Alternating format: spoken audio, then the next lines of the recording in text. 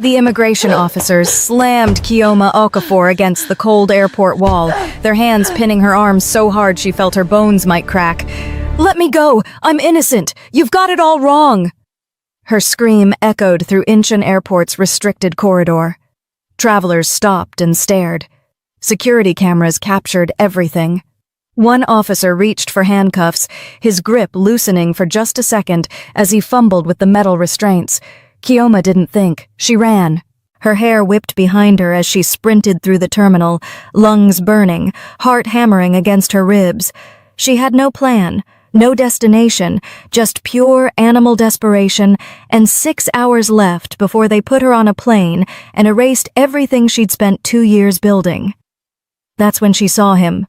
A Korean man in an all-black suit that screamed money and danger, flanked by a dozen men who looked like they could snap necks without breaking a sweat. Everything about him radiated lethal power. The sharp jaw, the cold eyes, the way everyone in the terminal seemed to instinctively move out of his path. But Keoma didn't have time to think about consequences. She crashed into him, grabbed his face with both hands, and kissed him. For the first time in 20 years, Jang Tae-won felt blood rush down through his body. Her lips were soft, desperate, trembling against his. She kissed him like she was drowning and he was air, messy, graceless, her hands shaking as they fisted in his suit collar, pulling him down to her. Tae-won froze. His mind screamed danger even as his body responded in ways he'd trained himself to suppress for a decade. Heat, want, need. He was throbbing painfully, and he wanted to kill her for it. His hands found her waist. Whether to push her away or pull her closer, he couldn't tell. His fingers gripped the fabric of her shirt, felt her warmth, her fear, her desperation bleeding into him. For 20 years, he'd trained himself to be dead below the waist, cold, controlled, safe. This stranger just shattered all of his defenses with one kiss. "Please," she whispered against his lips, breathless and terrified. "Pretend you're my husband, just for 5 minutes. Please, I'm begging you." She felt his body change, muscles tensing in a way that should have scared her, and she realized with delayed horror what she had just done. She had kissed a complete stranger. She pulled back, gasping, her innocent eyes meeting his. She saw the storm raging in Jang Tae-won's eyes, half desire, dark and hungry, half rage, cold and lethal. Something that said men didn't touch the most powerful man in Seoul without permission, and women certainly didn't kiss him without consequences. Her voice cracked. "I'm sorry. I shouldn't have. It was a mistake." She tried to step back. His hand locked around her wrist like iron. He pulled her back, his voice soft and deadly as thumb traced one slow circle on the inside of her wrist, right over her pulse, frantic, hammering, giving her away entirely. Keoma felt the shiver move through her before she could stop it. Yes, it was. His eyes bored into hers, promising violence. "And I'm going to make certain it's the worst one you've ever made." Keoma was about to pull away in fear when he did something unexpected. Tae-won smiled. It wasn't a kind smile. It was the smile of a predator who had just found something interesting to play with. His arm wrapped around her waist, pulling her against firmly, inescapable. "You wanted a husband?" His laugh was low, dangerous against her ear. "Congratulations, wife. You just married the devil." His arm locked around her waist like an iron band, pulling her against him. Possessive, claiming, absolute. The immigration officers skidded to a stop 3 feet away. They bowed deeply. They apologized as they reached for their handcuffs. "Sir, so sorry for this. This woman is—" "My wife," Tae-won interrupted, his voice dropping to a register that made grown men flinch. The shift was subtle, deadly. The officers swallowed. He stepped closer, adjusting the cuff of his sleeve with unhurried precision. "Now," he said softly, eyes devoid of warmth, "you will explain to me why you thought it was wise to lay your hands on my wife." A beat. "And you will choose your next words very carefully." Now you're probably wondering, how did a Nigerian immigrant working 4 jobs to save her mother's life end up as the possession of Seoul's most dangerous man? That story starts with coffee, and a betrayal that cut deeper than any blade. But if you want to see what happens when you accidentally marry a mafia boss who plans to punish you for breaking his control while claiming you as his, hit that subscribe button right now. Because this isn't a sweet romance. This is a mafia king who believes she's his to break and his to protect. A fake marriage turning dangerously obsessive, desire that crosses every line, and a man who doesn't forgive but refuses to let her go. Comment "Married to the Devil" if you're ready for Taewon's revenge. Like this video if You Just Married the Devil gave you chills. Turn on notifications, because what he does next changes everything. Now, let's rewind. 72 hours earlier, Gangnam Cafe. Kyoma's hands wouldn't stop shaking around the wedding invitation. The expensive cardstock felt like it was burning her fingers. Gold-embossed lettering. A photo of her boyfriend of 2 years, Park Min-ho and Song Ji-woo, looking perfect together. "I don't understand." Her voice cracked, tears already streaming down her face. "Min-ho, we've been together for 2 years. You said you loved me. You said, love?" Min-ho looked up from his coffee with something like amusement. "Kyoma, come on. You're a smart woman. Surely you didn't actually believe..." "Believe what?" She could barely breathe. "That you meant any of it?" He sighed, like she was being difficult. Like she was the problem. "Let me ask you something." He leaned back, completely comfortable. "What exactly did you think I was going to do with a woman like you?" The words hit like a slap. "A woman like me," she repeated slowly. "Yes." He gestured at her casually. "A Nigerian woman. A black woman. In Korea." He said it like it explained everything. "How did you think I'd introduce you to my family? Marry you? Build a life with you here? It's just not culturally appropriate." "You brought me here." Her voice rose, drawing stares from other customers. "You recruited me from Legos. You said..." "I said what I needed to say to get you here." He was so calm, so cold. "Because I needed you, Kyoma. Not for love, for business. I mean, isn't that obvious enough now?" Her stomach dropped. "See, Korean companies have been trying to break into African markets. It's nearly impossible." He warmed to his explanation, like he was proud of it. The cultural barriers, the trust issues, the historical baggage. But you? His smile was cruel. You were perfect. An educated, beautiful Nigerian woman with a perfect traditional background who spoke English and Igbo fluently. Kyoma felt the world tilting. "You were my golden ticket," Min-ho continued. "Every boardroom I walked into with you by my side, every contract presentation where you smiled and vouched for my integrity, every board I introduced you to..." He paused. "Do you know how much money you made for the company? Your presence alone opened doors I could never have touched." "You used me." The words came out as a whisper. "You used me to scam my own people." "Scam is such an ugly word. I prefer strategic market penetration." He shrugged. "Black companies trust black faces. It's basic psychology. You were the face that made them trust me, and it worked beautifully." He pulled out the envelope, slid it across the table with the wedding invitation. "Wellington Media is now operational in 6 African countries, with projected revenue of, well, let's just say you were a very profitable investment." His smile widened. "Ji-woo is who I should have been pursuing all along. She's Korean, her father is a judge, her family knows my family. She fits, and I don't." Kyoma's voice was hollow. He looked at her as though she was the most ridiculous thing he'd ever seen. "Come on, Kyoma. We both know the answer to that." Something inside Kyoma cracked open.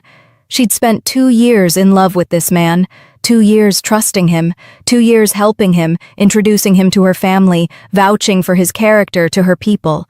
And he'd used her face, her name, her connections to build his empire. Then discarded her. "I'm telling them," she said quietly. Min-ho's smile faltered. "What?" "Every company, Every contract. Her voice grew stronger.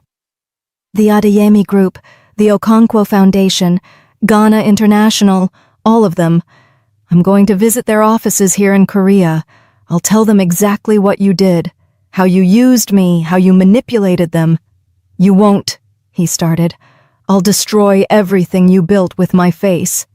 She stood, her chair scraping back. You think they wouldn't immediately pull out after hearing how you exploited a fellow black woman? I'll make sure every single deal falls apart. Sit down. Minho's voice went cold. Something in his tone made her pause. He wasn't smiling anymore. He looked calculating. You won't get the chance, he said softly, threatening. I'll make sure of it. Kioma looked him right in the eye. Watch me. But Kioma had severely underestimated how far Minho could go, and she found out the hard way 48 hours later. Kioma was buttoning her work blouse when the pounding started. Immigration! Open this door now! Her heart stopped. 5 officers filled her doorway, stone-faced and official. Kioma Okafor, you're under arrest for visa fraud and falsifying immigration documents. What? No, I have 18 months left, she explained. Your work authorization was revoked 3 months ago. The lead officer held up papers. You've been in Korea illegally since then. Come with us. Now. That's impossible. I never received... Hands grabbed her. She was dragged from her apartment in her work clothes. No phone, no time, neighbors staring. At the detention center, they showed her the evidence. Visa revoked, employer fraud, her work authorization canceled, falsified documents. A complaint filed by Park Min-ho claiming she'd forged his signature on her visa extension, that she'd been working illegally, that she'd used him to commit immigration fraud. Every document looked official. Every signature looked real. But it was all lies. Kioma sat in that cold detention room, handcuffed to a table, and understood. Min-ho hadn't just dumped her. He'd systematically destroyed any chance she had of fighting back. You're being deported in 6 hours, the officer told her. We're processing you now, then you'll be escorted to your gate. Please, I need to make a call. I need a lawyer, she begged. You had weeks to get a lawyer. Should have thought of that before you committed fraud. I didn't commit fraud. Park Min-ho forged those documents, she tried to explain. Mr. Park is a respected director with no criminal record. You're a foreign national with revoked authorization. The officer's expression was stone. Who do you think we're going to believe? The door slammed shut. Kioma dropped her head into her hands. Her heart sank. This was all Min-ho's doing. How could he go this far to betray her? He knew how much she needed to work here to raise enough money for her mother's surgery. She had no money for a lawyer. No time to prove Min-ho forged the documents. No way out. Her thoughts raced back to her sick mother back in Nigeria. Her heart shattered. She couldn't leave Korea now. She had barely made enough money for the first treatment. She needed about 1 more year, half if she worked twice as hard. Unless a desperate thought struck her. Marriage to a Korean citizen could pause deportation proceedings. It was a long shot, an insane long shot, but it was all she had. She just needed to find a Korean man willing to claim her as his wife in the next... She checked the clock. 5 hours and 43 minutes. But she couldn't leave this place. 5 hours later, they transported her to Incheon Airport and dragged her through the terminal like a criminal. Kioma's mind raced desperately. She thought about her sick mother lying helplessly on the hospital bed the last time she'd seen her. How she'd begged for treatments, and the doctors had insisted that she'd have to pay a hefty deposit first. Such an outrageous amount that would take her almost 10 years to work for back in Nigeria. She began to struggle harder. She couldn't leave like this. A lot was riding on her staying in this country. She thought about her options as she struggled. There was only one: marriage. Or at least a fabricated marriage to a Korean citizen could pause this. This was impossible. She had no money, no connections, no... They passed through a security checkpoint into the VIP section. Luxury lounges, first-class travelers, wealthy businessmen in suits that cost more than her entire year's rent. That's when she saw him. The man in the black suit. Dangerous. Powerful. She didn't have time to think about consequences. She crashed into him, grabbed his face with both hands, and kissed him. Hard, desperate, like her life depended on it. Because it did. For the first time in 20 years, Jang Tae-won felt blood rush down through his body. His entire world narrowed to the feeling of soft lips against his, small hands fisted in his expensive suit collar, the scent of cocoa butter and fear and something floral he couldn't name. And then, hell. He was hard. Throbbing, aching, his body responding in ways he'd trained himself to suppress for a decade. Tae-won had learned to stay away from women at all costs. His father had beaten that lesson into him before he was 12. Women are weaknesses. In our world, weaknesses get you killed. He'd seen it firsthand, had done it firsthand, used other men's wives, girlfriends, fiancés as leverage, as weapons, as the quickest path to destruction. He'd perfected the art of cold indifference. No woman had stirred anything in him since... until now. Until this wild-eyed African woman with tears streaming down her face shattered every defense he'd spent 20 years building, with nothing but a desperate kiss. Tae-won's hands moved instinctively to her waist. Whether to steady her or push her away, he didn't know. His mind screamed danger while his body screamed something else entirely. She pulled back, gasping, her dark eyes meeting his with raw terror and desperate hope. "Please," she whispered, her accent thick and beautiful and completely foreign to his world. "Pretend you're my husband. Just for 5 minutes. Please." Tae-won's first coherent thought, "I'm going to kill her for this." His second thought died as he saw them. 3 immigration officers running toward them, radios crackling, faces flushed with exertion and authority. And just like that, Tae-won was 12 years old again, watching his father being dragged away in handcuffs while his mother screamed. Watching powerless men in uniforms destroy his family with paperwork and procedure and the cold machinery of the law. Something dark and old twisted in his chest. He looked down at the trembling woman still clutching his suit. "You wanted a husband?" he said softly, dangerously, his lips curving into a smile that didn't reach his eyes. "Congratulations, wife. You just married the devil." His arm locked around her waist like an iron band, pulling her against him. Possessive, claiming, absolute. The immigration officers skidded to a stop 3 feet away. They bowed deeply. They apologized as they reached for their handcuffs.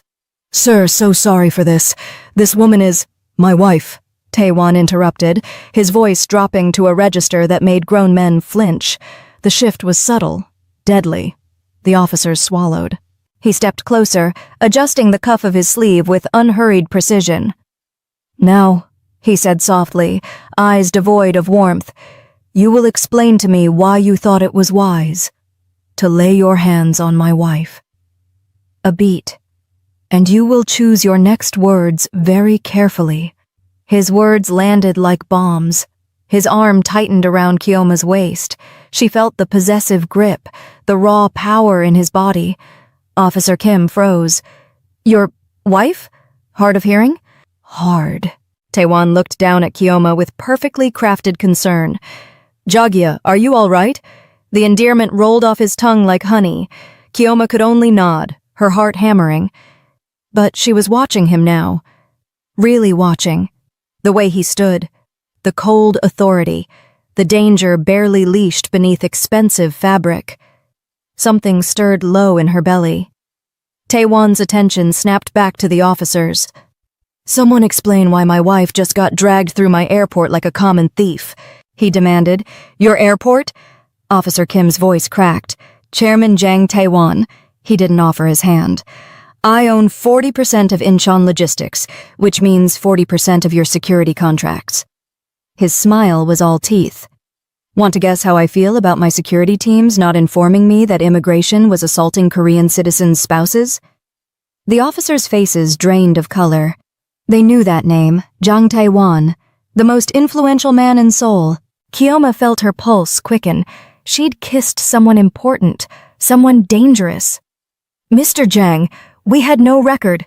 they began. So your database is shit. He said it casually, like discussing the weather. Shocker. Despite everything, despite her terror, Kioma felt her lips twitch. Let me guess. Taewon tilted his head. Lowest bidder design? Maintained by underpaid civil servants? And you're surprised it has gaps? Officer Kim opened his mouth, closed it. That's what I thought. Taewon's thumb traced circles on Kioma's hip. The gesture looked comforting, felt possessive. Now, my wife has marks on her wrists. She's terrified. And I'm wondering... His smile widened dangerously. Should I call my lawyer? Or just call Director Choi? We usually have golf every Tuesday. Kioma watched him work, fascinated despite herself. He wasn't threatening. Not really. Just stating facts. But every word made the officers more terrified. If we'd known... They started again. But you didn't check. His voice dropped to silk and steel. Just grabbed a woman and slapped on handcuffs. So help me out. Incompetence or malice? There was a complaint. Director Park Min-ho alleged. Park Min-ho? Something dark flickered in his eyes, and he chuckled lightly. The sound made Kioma shudder. The same Park Min-ho currently under investigation for embezzlement? He glanced at his phone. That one? How did he know that? Kioma stared at him, her fear mixing with something else, something hot and dangerous. Remove the handcuffs, Taewon said quietly. Now. Officer Kim fumbled with his keys. The metal fell away. Taewon inspected her wrists, his touch surprisingly gentle. Better. He looked up at the officers. Update your records. Korean citizen spouse. Unless... He smiled. You'd prefer I file a formal complaint about today? No, sir. Good choice. He guided Kioma toward the exit, hand possessive on her waist. If this incident gets discussed outside official channels, he glanced back, I'll take it very personally. His smile promised consequences. They left 5 officers standing frozen. Behind them, they muttered, That was Jung Taewon. Do you know what he does to people? We're fucked. Taewon guided her out of the airport with his hand on her lower back, possessive, commanding, impossible to resist. And Kioma found herself relying on that hand, on him. The back seat of the Bentley swallowed them whole, black leather, climate-controlled silence, the kind of quiet that had nothing to prove. Kioma pressed herself against the door, arms wrapped around herself, trying to occupy as little space as possible. Like if she made herself small enough, the last 3 hours might retroactively make sense. Taewon sat beside her, one leg crossed over the other, phone already at his ear, speaking rapid Korean, making orders in a voice so quiet it was almost worse than shouting, completely, insufferably unbothered. She stole a glance at him, the sharp profile, the precise, unhurried authority in every syllable. Whoever was on the other end sounded like a person carefully choosing every word they sent back. She watched the way he listened, still, controlled, a faint tension in his jaw that was the only indication he was doing anything at all. Dangerous. Every instinct she had whispered. Something else whispered something different. She looked away. But her mind pulled her back to the kiss, back to the way his hands had found her waist before he'd even made a decision about it, the warmth of it, the grip that was supposed to push her away and didn't. She'd felt it move through her whole body like something recognizing something. Heat pooled low in her belly. She pressed her fingers briefly to her lips. "Third time," he said. She startled. Taewon still hadn't looked up from his phone. "Sorry?" she said, confused. "You've touched your lips 3 times since we got in the car." He scrolled through something. "I'm choosing to be flattered rather than concerned." Heat crawled up her neck immediately. That's not what... Twice in the airport. Once just now. He glanced at her sideways, something dangerous and amused living in the corner of his expression. "I'm not judging. It was a good kiss." "You kissed me back." She tried to defend. You started it. That was survival, she said. He returned to his phone. Is that what they're calling it now? Kioma turned sharply to the window. She pressed her fingers to the cold glass and told herself she was not going to touch her lips again. The car moved smoothly through evening traffic.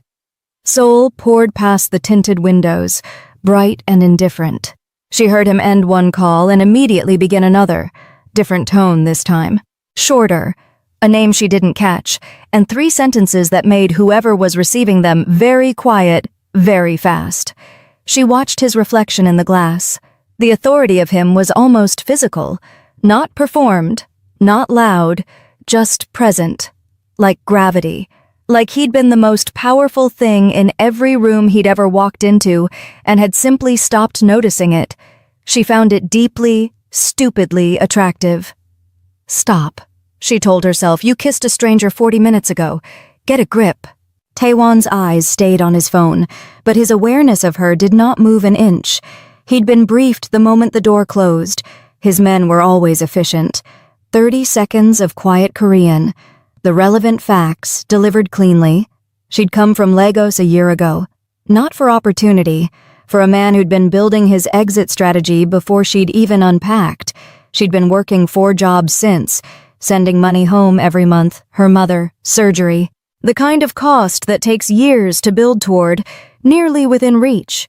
And Minho had dismantled it with a forged signature on a Tuesday. Something had moved in Taewon's chest at that. A small unwanted shift, a locked door rattling once. He'd controlled his expression. He always controlled his expression. But he'd looked at her then. The braids, the work blouse she'd been dragged out of her apartment in, the mark still faint on her wrists, and felt something he had no framework for anymore. She was real in a way that was making him uncomfortable. Every woman who had ever tried to get close to him had felt like a transaction wrapped in warmth. He'd identified each one in under 30 seconds and filed them away accordingly. But this woman had kissed him while running for her life, with no strategy and no angle and no idea who he was, and he'd felt it travel through 20 years of very deliberate insulation like it wasn't there at all. That was the problem. He looked at her now, profile to the window, deliberately not looking at him. "You're doing it again," he said. "I'm looking out the window. You're looking at my reflection in the window." He said it like a correction, not an accusation. "There's a distinction." She opened her mouth, closed it. The denial died before it formed because he was right and they both knew it. She turned to face him instead, arms crossed. "Are you always like this? Like what? Like," she gestured vaguely at all of him, "this." He considered that genuinely. "Yes. That must be exhausting for everyone around you." She looked at him with something that wanted to be irritation but kept slipping into something else. Taewon held her gaze. "And are you always this ungrateful to people who save your ass from being thrown out of the country? That must be more exhausting for the people around, don't you think?" He shot back. She froze. "I'm sorry," she muttered. "But why did you do it?" she asked. He shrugged in response without looking at her. "You don't even know me." The words came out louder than she intended, cracked at the edges. "You don't know anything about me. You had no reason to do any of that back there. Those officers, the documents, why would you just—" "You're right," he said. She stopped. He finally lowered his phone and looked at her. "I don't know you," he said. "And yet—" His eyes moved over her face, steady and unhurried. "Here you are. In my car, not on a plane to Lagos, wrists no longer in handcuffs." A pause. "You're welcome, by the way." She opened her mouth. "Since we're tallying what's happened today," he continued, his tone shifting into something dangerously pleasant, "I was kissed without my consent by a complete stranger in my own airport. I said I was sorry. I'm not finished." He tilted his head. "I then lied to government officers, compromised a business relationship with a director I've spent 3 years cultivating. Called in 2 favors I was saving for considerably more important situations, and arranged for a woman I have known for—" He checked his watch. 97 minutes to stay in my home. He looked at her. And you're upset. Kiyoma's mouth closed. His phone buzzed. He glanced at it and straightened slightly. We're making a stop, he told the driver. Before she could ask, the car eased to the curb outside a restaurant with no sign on the door. The kind of place that had decided long ago it didn't need one. Taewon buttoned his jacket and went out. She blinked as she watched him cross the car. He knocked once on the glass. She lowered it. He leaned against the car, one hand braced on the roof, looking at her with that expression she still didn't have a name for. Get comfortable. Kwon will take you to the estate. She stared at him. I'm sorry. What? My driver, Kwon. He gestured toward the front seat. He knows the address. Where are you going? I have things to finish. He said it simply, like this was obvious, like she was already caught up. You're leaving me in a car with a stranger going to a place I've never been. You kissed a stranger an hour ago and asked him to marry you. His eyes were steady on hers. Your threshold for strangers seems quite flexible. She breathed in through her nose. That is not the same thing. Isn't it? Not a question. He pushed off the car, adjusted his cuff. Unless you have other plans for tonight? Other arrangements that will make our very authentic, completely legitimate marriage more convincing? He tilted his head. Because I'm open to suggestions. You're the one who wanted a husband. She had nothing to say to that. His mouth curved. Just slightly. Just enough. I'll be home later. He said it like it was a thing he said, like she was a thing he came home to. Don't go through my things. I wasn't going to, but he was already walking away, back toward the restaurant. The estate appeared slowly, the way significant things did. The city fell away. Then the main road. Then gates opened onto a driveway lined with trees old enough to have lived through the Joseon dynasty, and Kiyoma gave up pretending she wasn't pressed against the window. Then the house. She'd prepared herself. She'd seen the suit, the car, the airport. She'd understood intellectually that this was a wealthy man, but intellectual understanding and this were not the same thing. Glass and dark stone. Severe, architectural lines that felt more intimidating than anything ornate ever could. A wall of windows facing a private garden lit warm and gold in the dark. She felt very, very small. Ms. Shin met her at the door. Efficient. Unreadable. Mrs. Zhang? Seamless. Administrative. This way. Kiyoma followed through an entrance hall that absorbed sound completely. Original artwork. Floors she was almost afraid to walk on. The suffocating silence of a place that had never had to try. Her room was on the second floor. She stood in the center of it after Ms. Shin left.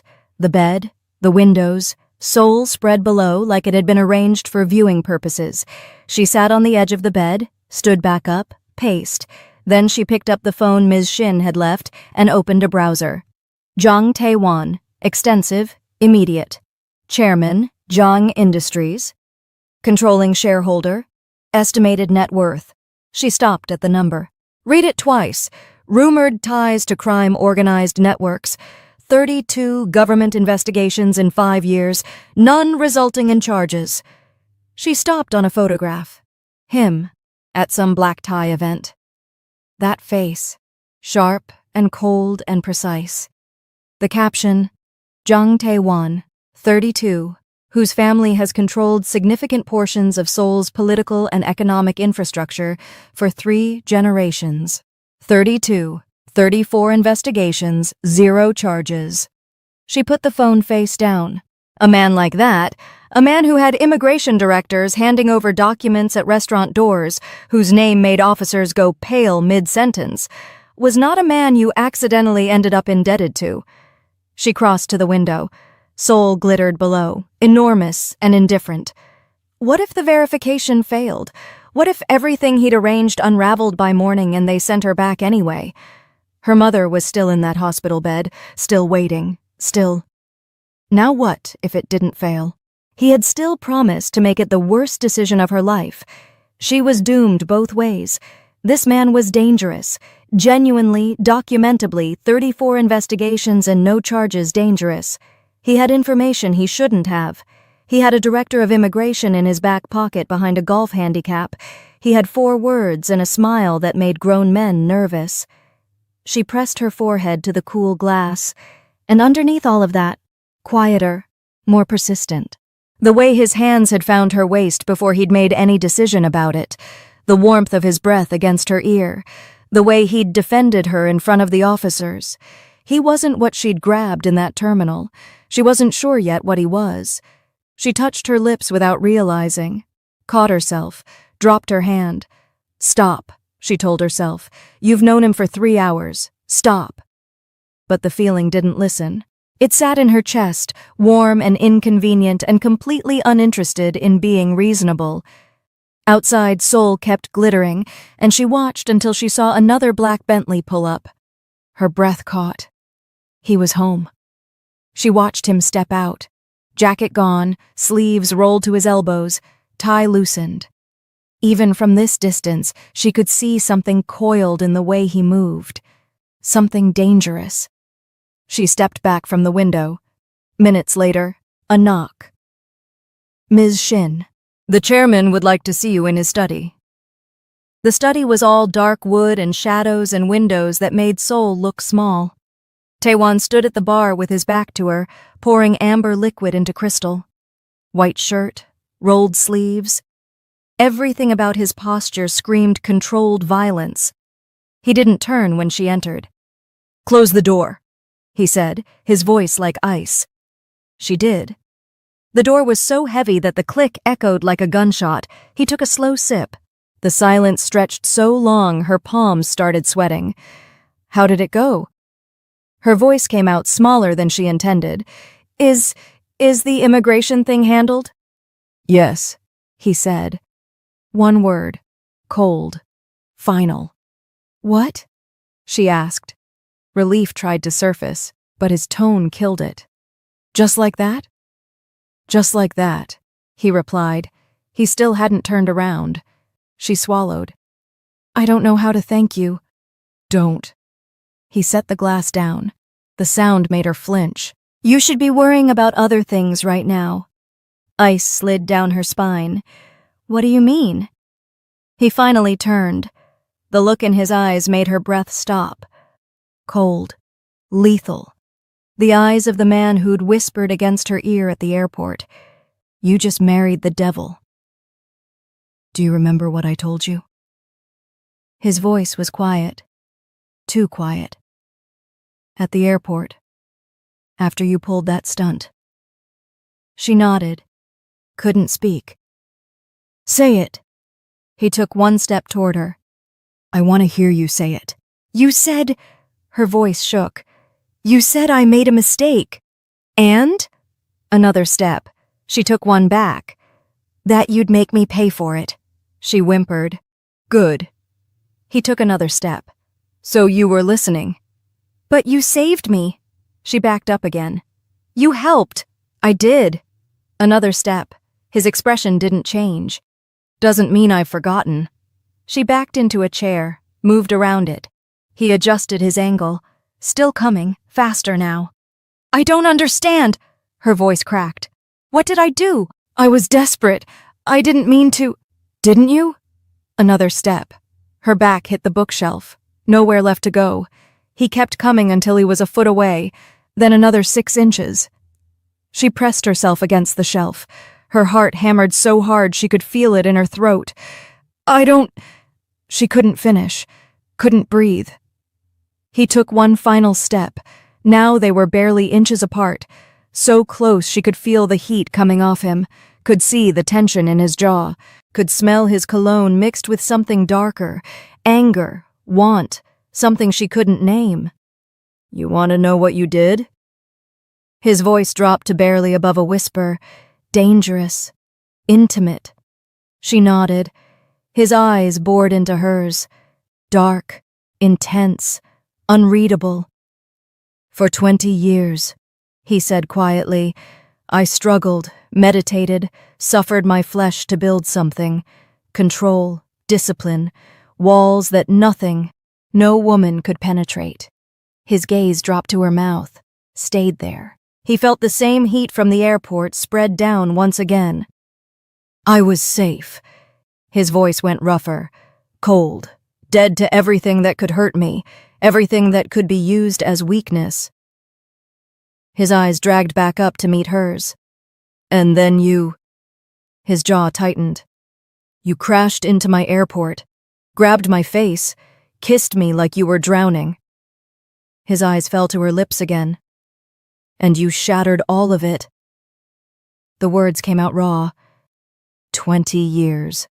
Gone, because of one desperate kiss from a woman I'd never seen before. She couldn't breathe, couldn't move. His eyes stayed on her mouth. You made me feel again. He said it like an accusation, like a confession. And I don't know, his voice caught. I don't know if I want to punish you for it or... He stopped, his control visibly fracturing. The air between them was electric, suffocating. His eyes were still on her lips. She watched something break in his expression. God help me, he breathed. Then his mouth crashed against hers, desperate, hungry, consuming. His hands tangled in her braids, on her waist, yanking her against him. He didn't know when he'd leaned in, didn't know when the decision was made. All he knew was that this, having her, tasting her, claiming her, was all he'd wanted for the past 24 hours. He needed her. The kiss was passionate, possessive, 20 years of denial exploding into raw want. He backed her harder against the bookshelf, his body pinning hers completely, one hand gripping her waist. She pushed him away. Not hard, just enough to break contact. They stood frozen, both breathing like they'd been running, his chest heaving, his eyes black, pupils blown, control shattered. She looked terrified, overwhelmed. But she was staring at his mouth. The silence stretched impossibly long. 1 heartbeat, 2, 3. Then she rose on her tiptoes and kissed him. Her choice. Whatever control he had left, snapped. He lifted her. She wrapped her legs around him. He carried her out without breaking the kiss. Hours later, they lay tangled in his sheets. The city glittered beyond the windows. Her head rested on his chest. His fingers traced lazy patterns on her shoulder. Tell me about her, he said quietly. Your mother. So she did. Lagos, the hospital, the surgery that cost a decade's worth of Nigerian wages, the money she'd been building toward for 2 years, so close, almost enough, before Minho destroyed it all with a forged signature. When she finished, she asked softly, Why did you really help me today?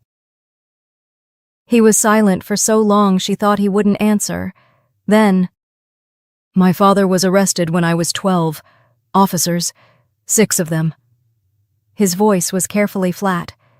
False charges from men who wanted what he had. He was in custody for 4 years. Her breath stopped. He killed himself 3 months before his release. He said it simply, like it was just a fact. They didn't tell me right away, thought I was too young. By the time I found out, he was already gone. She lifted her head. Something in his eyes made her chest ache. When I saw them grab you today, his jaw tightened. I was 12 again, powerless, watching someone get taken and not being able to stop it. She kissed him, soft, gentle. He pulled her closer. Before sleep took her, she saw him reach for his phone, watched him open her contact, add 2 words, emergency contact. You're my wife now, he said simply. Protocol.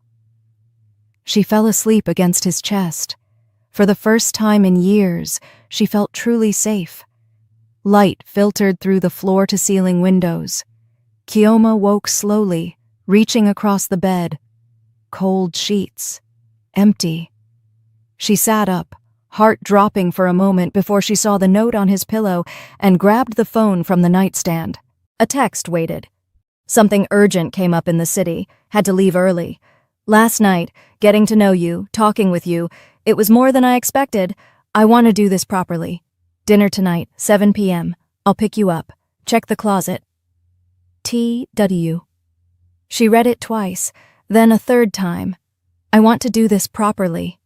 Her heart did something complicated in her chest. She looked at the empty space beside her, at the sheets that still smelled like his cologne, at the massive bedroom that somehow felt too big without him in it. What was she doing?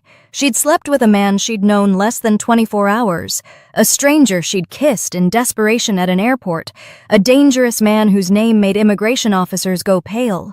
She should feel guilty, should feel stupid, should feel something other than this warmth in her chest, this feeling of safety, this wanting to see him again.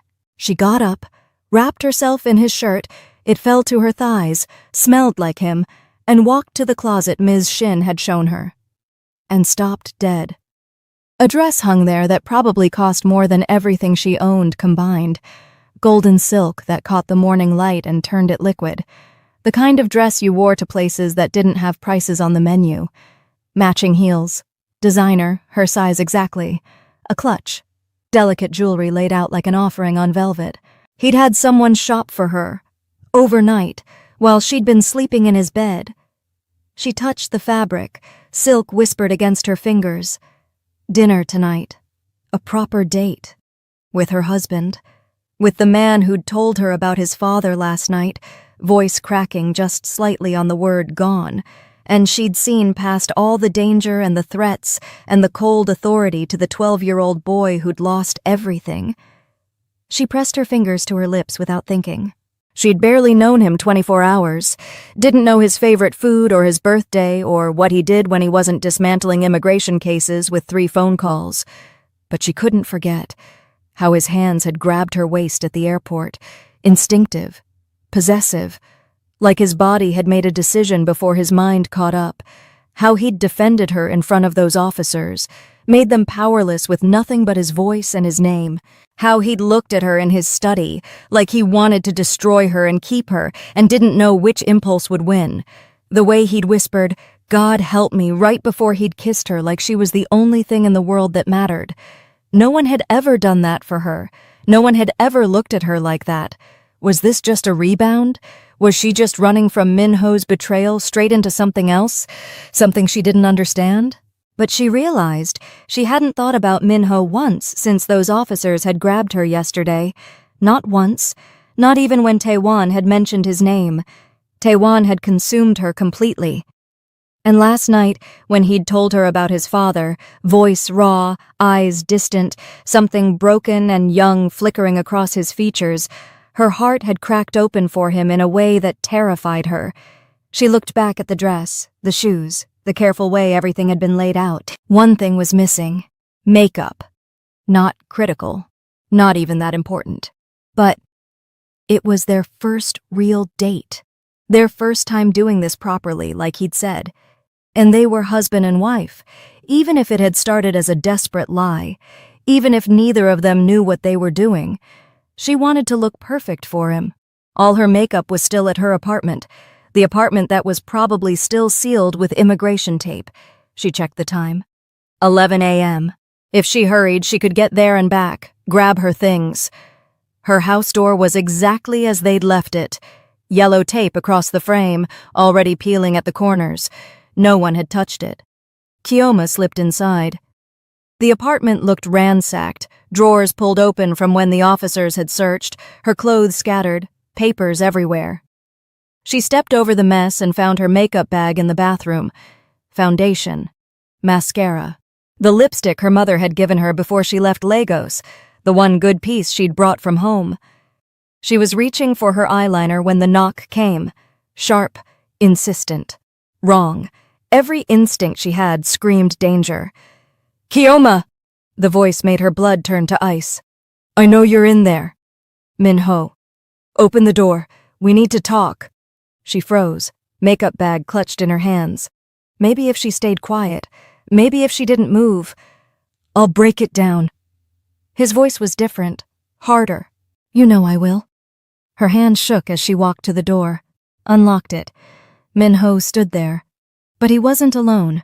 5 men flanked him, large, expensive suits, dead eyes, the kind of men who got paid to hurt people badly and didn't ask questions. "Hello, Kioma." His smile was poison. We need to talk about what you've recently done to my life. I haven't done anything. He shoved past her, hard. She stumbled back. The 5 men followed, filling her small apartment with their presence. One closed the door behind them. The click of the lock was the loudest sound she'd ever heard. Haven't done anything? Minho's voice rose. I've been fired, Kioma. Fired. Do you understand what that means? I don't know what you're talking about, she started. There's an investigation into my entire division, every deal I've ever closed, every contract I've signed. He stepped closer. My accounts are frozen. My assets are being seized. And gee woo! His face twisted with something ugly. Her father called off the engagement this morning, said he couldn't have his daughter associated with someone under criminal investigation. Fear crawled up her spine. Minho, I didn't— Don't lie to me! He grabbed her arm, hard enough to bruise. You went to someone powerful enough to destroy my entire life in 48 hours. Who was it? Who did you fuck to ruin me? I didn't, she cried. My boss called me yesterday. His grip tightened. Jung Tae-won himself. Do you have any idea who that is? What he is? Her heart stopped. Jung Tae-won. His boss. She hadn't known. Hadn't even thought to ask what Tae-won did, what companies he owned, who worked for him. He fired me personally and brought the police with him, Minho continued, something manic in his eyes now. Walked into my office like he owned the building, which apparently he does, and told me I was terminated, effective immediately. Said something about, what was it? Employees who forge immigration documents and abuse their authority deserve to understand consequences. His smile was broken. Sound familiar? Minho, please. You should have just left quietly. His voice went soft, deadly.